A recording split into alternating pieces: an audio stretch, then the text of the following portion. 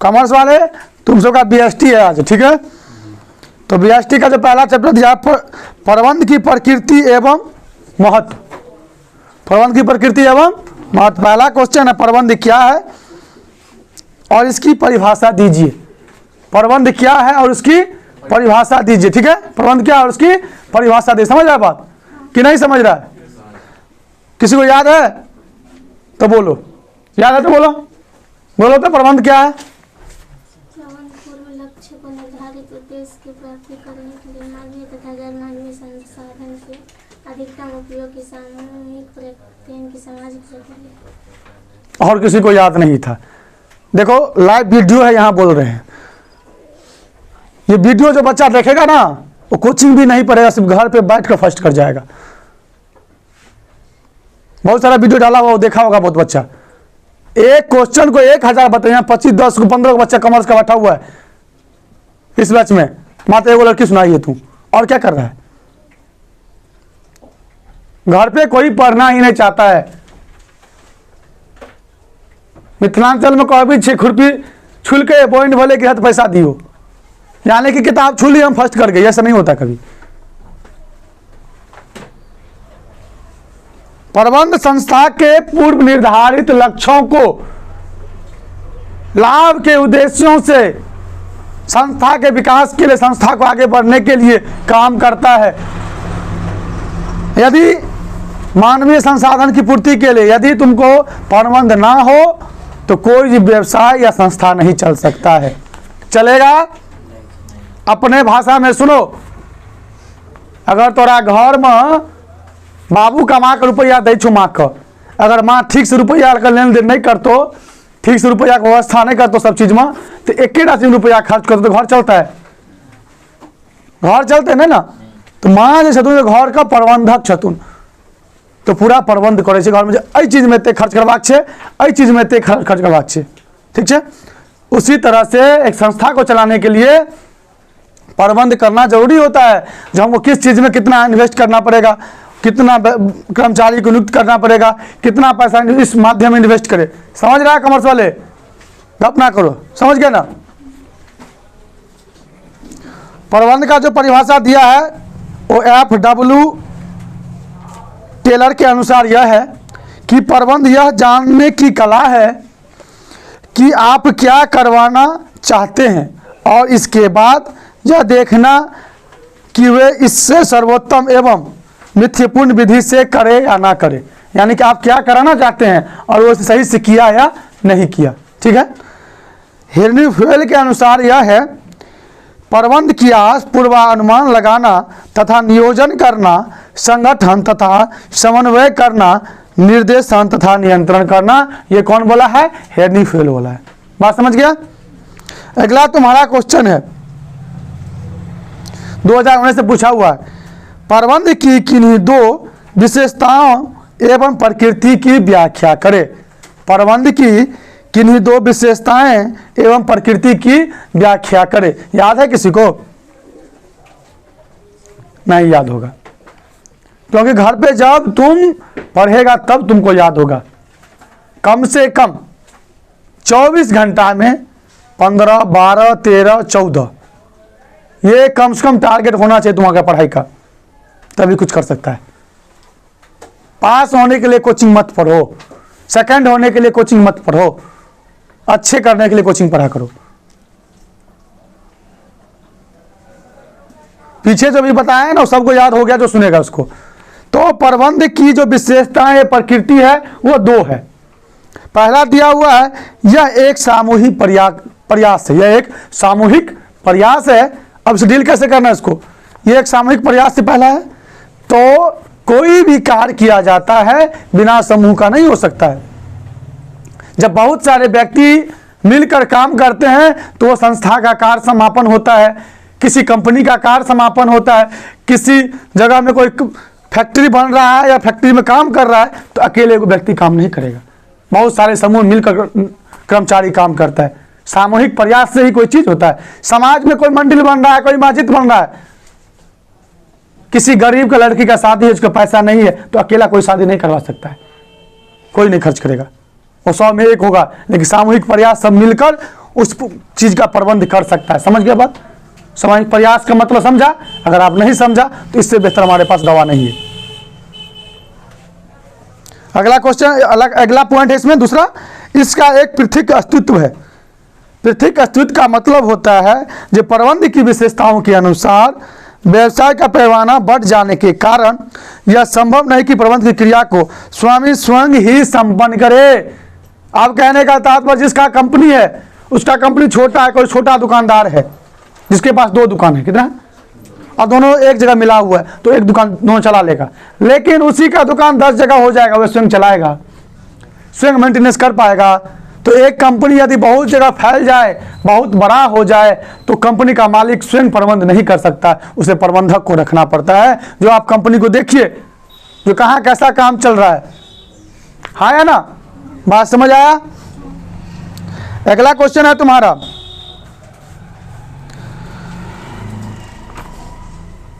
क्या प्रबंध एक पेशा है? क्या प्रबंध एक पेशा है? किसी को याद है? प्रबंध एक पेशा अभी नहीं है, सिंपल भाषा में सुनो। लेकिन अब जिस तरह से जनसंख्या पूरे विश्व का बढ़ रहा है, निजीकरण हो रहा है, औद्योगिकरण हुआ है, बड़े बड़े कंपनियां बन रहा है, बड़े बड़े औद्योगिक संस्थाएं स्थापित हो गए हैं, लोगों की आवश्यकताएं और रुचि बढ़ गया है। समझ गया? और जितना भी काम है बिन प्रबंध का तो हो नहीं सकता है, उसमें प्रबंधक का जरूरत पड़ेगा। तो आने वाले समय में कुछ दिनों में, लेकिन अभी कुछ प्रबंधकीय जो है, जो परिभाषित करते हैं बड़े बड़े संस्था, उसे मान रहा है कि हाँ प्रबंध एक पेशा हो गया है। क्यों? उनको जरूरत ज़्यादा महसूस हो रहा है कि जब आवश्यकता बढ़ेगा तो प्रबंध की आवश्यकता बढ़ेगी, तो प्रबंध एक पेशा के रूप में उभर कर आएगा। समझ आए बात? अपने भाषा में लिखने का प्रयास करो। प्रबंध की आवश्यकता एवं महत्व का वर्णन करें। प्रबंध की आवश्यकता एवं महत्व का वर्णन करें। याद है किसी को? प्रबंध की आवश्यकता एवं महत्व किसी को याद है? बोलो। प्रबंध की आवश्यकता एवं महत्व किसी को याद है? हमको लगता है किसी को याद नहीं होगा, बोलता ही नहीं है। अभी तो बोले हैं कि संस्था को चलाने के लिए प्रबंध का जरूरत है, किसी व्यापार को सही ढंग से करने के लिए प्रबंध का महत्व है, किसी संगठन को विकास करने के लिए प्रबंध का महत्व है, किसी संस्था को नियंत्रित करने के लिए प्रबंध का महत्व है, किसी संस्था के लिए प्लान बनाने के लिए प्रबंध का महत्व है, किसी संस्था के विकास के लिए प्रबंध का महत्व है, लाभ कमाने के उद्देश्य संस्था में बना रहे, इसके लिए प्रबंध का महत्व है, नए नए व्यवसाय की खोज करे, ये इसलिए प्रबंध का महत्व है। अपने भाषा में अब क्या बताएं हम तुमको? बोलो, समझ आया बात? प्रबंध के स्तर से आपका क्या अभिप्राय है? प्रबंध के स्तर से आपका क्या अभिप्राय है? बहुत बच्चा किताब में जाके मिलाएगा, तो सर जो पढ़ाते हैं इस भाषा में तुमको किताब मिलता ही नहीं है, बहुत कम मिलता है। कभी भी फर्स्ट में लिखा था विद्यार्थी यथासंभव अपने ही शब्द में उत्तर दे। तुम अपने भाषा में जिस तरह से क्वेश्चन को बनाकर जवाब देगा, अच्छे से उतना अधिक नंबर मिलेगा। डिक्टो किताब के उतार देगा तो समझ जाएगा किताब रटा हुआ है, अपने पास बच्चे को नॉलेज नहीं है। सोचो, समझो और बनाओ। समझ रहा है? तो इसमें क्या दिया? प्रबंध के स्तर से क्या? प्रबंध के स्तर जो हुआ है 3 स्तर का है। उच्च स्तरीय, मध्य स्तरीय और पर्यवेक्षीय स्तरीय। उच्च स्तरीय का मतलब क्या होता है? बोलो, कोई बोल सकता है उच्च स्तरीय का मतलब? जो बड़े लेवल पर, बड़े संस्थाओं में बड़े अधिकारी होते हैं, उच्च स्तर पर, समझ गया ना, वहां पे निर्णय लिया जाता है प्रबंध का कार्य के बारे में, तो उच्च स्तरीय हो गया। और मध्य स्तरीय, जो उच्च अधिकारी से नीचे के जो व्यक्ति होते हैं वो निर्णय लेते हैं, तो मध्य स्तरीय हो गया। और पर्यवेक्षीय स्तर मतलब होता है जो घूमता है, देखता है और जानता है, पर्यवेक्षण करता है, उस निर्णय लेता है, वो पर्यवेक्षीय स्तर हो गया। तीनों स्तर के बारे में जाना, हाँ ना? बाबा, बाबू, बाबू मतलब तोहर बाप, तेरा बाबू का बाप मतलब बाबा, आ तू हो गई। 3 स्तर बोले ना, पहले बाबा काज करते तहन तोहर बाबू करते, तकर बाद तू करबी। 3 स्तर हो गए, उच्च स्तरीय, मध्य स्तरीय आ पर्यवेक्षक स्तरीय। पर्यवेक्षक तो तू या हम सब, सॉरी हम सब पर्यवेक्षक ना स्तरीय हो गई है। तुम्हारे पिताजी और दादाजी काम करते, तू चुपचाप बैठ के यहाँ से कोने से देखते रहेगा, बाबू ही काज केलकै हाँ एना ही छै।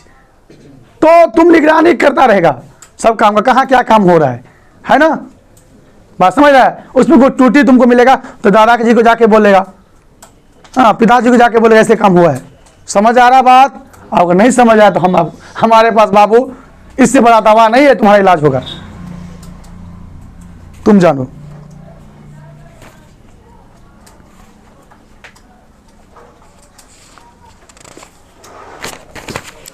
अगला क्वेश्चन है, विकेंद्रीकरण से आप क्या समझते हैं?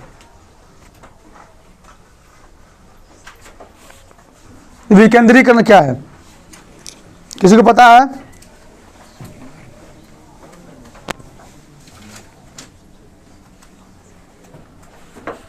विकेंद्रीकरण नहीं पता किसी को? केंद्रीकरण विकेंद्रीकरण पता है? चलो हम अब इसको तुमको ले जाते हैं कॉमर्स से दूर। किससे दूर? अब हम ले जाते हैं आर्ट पे और राजनीतिक शास्त्र पे। समझ गया ना? तो दोनों का मिलता जुलता बात है, लेकिन सबको समझ आएगा इसीलिए बता रहे हैं। भारत का जो है, भारत देश का संचालन होता है राजनीतिक व्यवस्थाएं का, वह केंद्र और राज्य दोनों से होता है केंद्र और राज्य दोनों से। तो केंद्र से जो संचालन होगा वह केंद्रित कृत होगा। केंद्रित कृत मतलब केंद्र से एक ही चलाने वाला उसका होगा, पूरे देश को, पूरा देश को केंद्र से चलता है ना, तो केंद्रित कृत हो गया। समझ गया बात? और विकेंद्रीकरण का मतलब हो गया जो विभिन्न भागों में बांटा हुआ, तो राज्य तो विभिन्न राज्य बटा हुआ है, विभिन्न राज्य में अलग अलग संस्था चलता है, अलग अलग काम होता है, तो ये विकेंद्रीकरण हो गया। बात समझा? तो ये तुम्हारा राजनीतिक शास्त्र पॉलिटिकल साइंस रहेगा, उसका काम आ गया। हिस्ट्री में देख लेना, उसमें भी क्वेश्चन आ सकता है। समझ रहे बात? अब अगला क्वेश्चन है कॉमर्स पे, अब आते हैं हम बीएसटी पे, बिजनेस स्टडी पे। देखो इसमें क्या दिया हुआ है, जो विकेंद्रीकरण में संस्था के निम्न से निम्न व्यक्तियों को भी भार सौंपा जाता है। विकेंद्रीकरण की बांट दिया जाता है छोटे छोटे टुकड़ों में। और केंद्रीयकरण में क्या होता है, जो केंद्र से जो बड़े प्रबंधक होते हैं, कंपनी के संचालन करता है, तो वही निर्णय लेते हैं, वही संचालन करते हैं, वो केंद्रित कृत हो गया। समझ आया बात कि नहीं समझ आया? बोलो आया ना? वैज्ञानिक प्रबंध की परिभाषा दीजिए। वैज्ञानिक प्रबंध की परिभाषा दीजिए। वैज्ञानिक प्रबंध का संचालन कौन था? WF Taylor. कौन था? तो WF टेलर का जो है उनका परिभाषा एक लिख देना। यह जानने की कला, WF टेलर ने कहा है वैज्ञानिक प्रबंध की परिभाषा में, यह जानने की कला कि तुम व्यक्तियों से क्या कराना चाहते हो तथा यह देखने की कि सबसे उचित व सस्ते ढंग से कार्य करते हैं प्रबंध कहलाते हैं, यानी कि वैज्ञानिक प्रबंध कहलाते हैं। कहने का तात्पर्य है जो तुम उस व्यक्ति से क्या कराना चाहते हो और वह व्यक्ति कितने अच्छे ढंग से कर रहा है, यह वैज्ञानिक प्रबंध के अंतर्गत आता है। अगर अब याद ना हो तो क्या बात बताए? समझ गया ना बात? समझ रहा है ना? इतना मेहनत करके वीडियो बन रहा है, घर पे जाएगा ऑफ टाइम में बैठा हुआ, अगर तुम बेलना का रोटी भी बनाती रही कि न चला के छोड़ देते कान में जाएगा, देखेगी ना, कम से कम सुनेगी ना आवाज, उससे भी याद होगा। समझ गया बात? तो बार बार वीडियो इसके पास मोबाइल उपलब्ध, इसके पास नहीं है, कोई बात नहीं।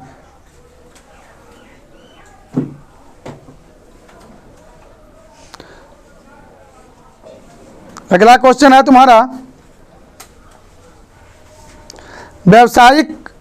व्यवसाय के आर्थिक वातावरण के घटकों के नाम बताइए। व्यवसाय के आर्थिक वातावरण के घटकों के नाम बताइए। ठीक है, तो पहला दिया है व्यवसाय के आर्थिक वातावरण में आर्थिक प्रणाली। क्या दिया है? आर्थिक प्रणाली, मतलब अर्थव्यवस्था का प्रणाली कैसा था, तो उसमें दिया है समाजवादी अर्थव्यवस्था प्रणाली, पूंजीवादी और मिश्रित अर्थव्यवस्था। समाजवादी समाज से जुड़ा हुआ, पूंजीवादी बड़े कॉरपोरेट घराने जैसे बड़े बड़े संस्था, बड़े बड़े कंपनी, मिश्रित अर्थव्यवस्था, मिला हुआ आमदनी का स्रोत। ठीक है। दूसरा दिया है तुमको आर्थिक नीति। तो आर्थिक नीति में जो दिया हुआ है आयात निर्यात, कर नीति और औद्योगिक नीति। ठीक है। तीसरा है आर्थिक दशाएं, जैसे राष्ट्रीय आय, सामान्य मूल्य स्तर और बाजार दर। ठीक है। आज इतना ही रहने दो, फिर कल देखेंगे। ठीक है।